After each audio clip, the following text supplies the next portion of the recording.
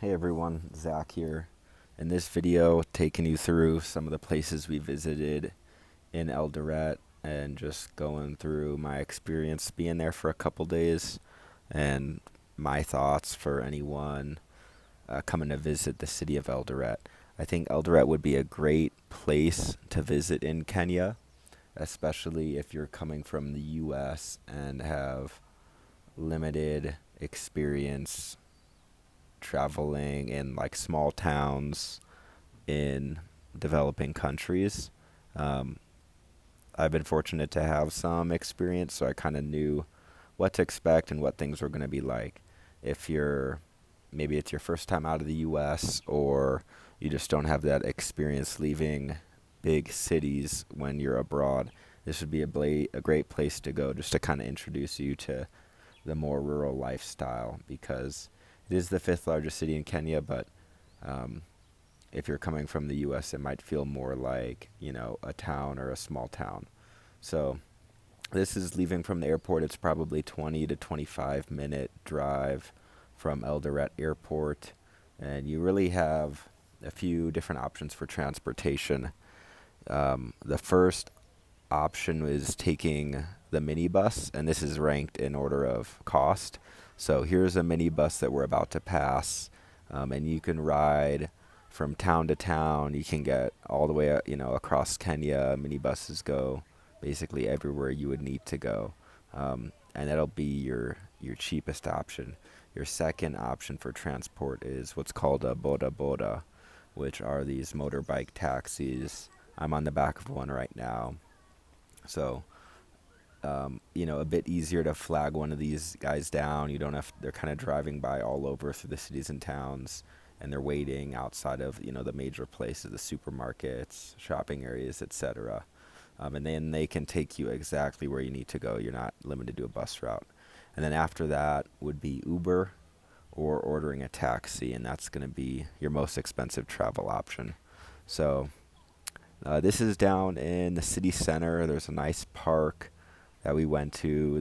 We went there around midday on a work day, and there were a lot of people out on their lunch break, eating or just taking a rest before going back to work. Eldoret had a very busy city center.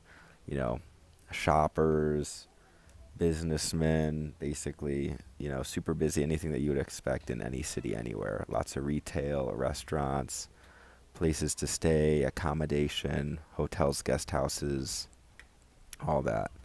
Um, there's a river that goes through the city, and there's a nice walking path down by the river. So, kind of went and explored through there. There were a bunch of people uh, going for walks. I'm not sure how far it went. I didn't go all the way to the end, but probably at least several kilometers in each direction, potentially more. In Eldoret, you have many different options for food. You can get food at the supermarkets.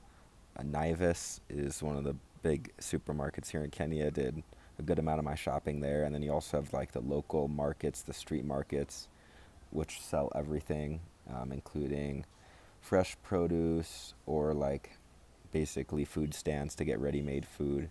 This is one of the sit down restaurants we ate in. They call a lot of their restaurants hotels. Here's the menu. So you see a lot of ugali dishes, mokimo, chapati, and then like some chips.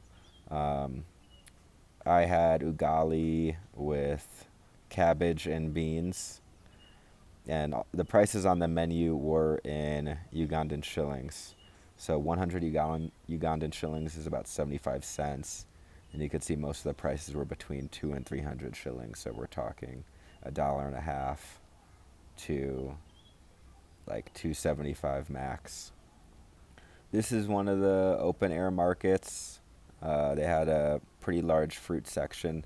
That guy actually kind of came at me for filming. They do not like filming in public in the markets or just walking through the streets. Like, basically, if you see anyone filming, they'll come up and challenge you. you know, they're big on just filming with consent. So normally, if I talk to someone, have a conversation, or get something from their shop, then I would ask to film, and it'd be totally cool. So that was one of the basket shops. Had a bunch of handmade baskets from his village, which was a couple hours away.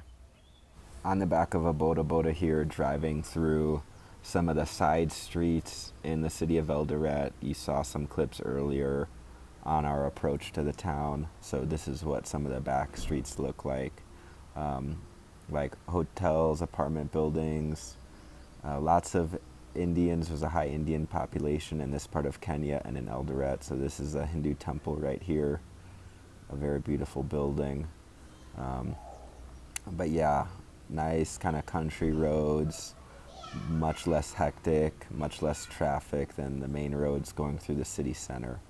And basically everywhere there's either like a sidewalk or a footpath on one side of the road, potentially both, because people do a lot of walking here for transportation. And you can kind of see why this is such a great training ground for Kenyan athletes. This region in particular produces some incredible middle distance and long distance runners that compete at the highest level internationally. It's very hilly, and that's one of the main things that contribute to the success of the athletes is they're walking and running on hills from a super young age. And there's also a mix of like dirt roads and obviously paved roads, so the athletes can vary the road surface in their training, which really helps prevent injury from all the impact. Running on like dirt trails, and they have dirt tracks as well, just a lot easier on the body than running constantly on like paved tarmac. I think Eldoret would make a great training destination if anyone's trying to go on like a training trip or a training camp, just because if you plan in advance and coordinate, you could, potentially train with one of the local training camps, run with the athletes that are training under, with a coach, following a program, and it's just an incredible environment. The mornings are normally pretty cool, between 50 and 60 degrees, and you can get out around sunrise before the streets are busy, get your training in, and then spend the rest of the day, exploring the markets, the towns and cities, getting food, etc. I'm gonna have several running specific videos coming out probably in the next couple weeks. So if there's anything specifically that you want to see regarding the running scene here in Kenya, and when I get to Uganda, let me know in the comments.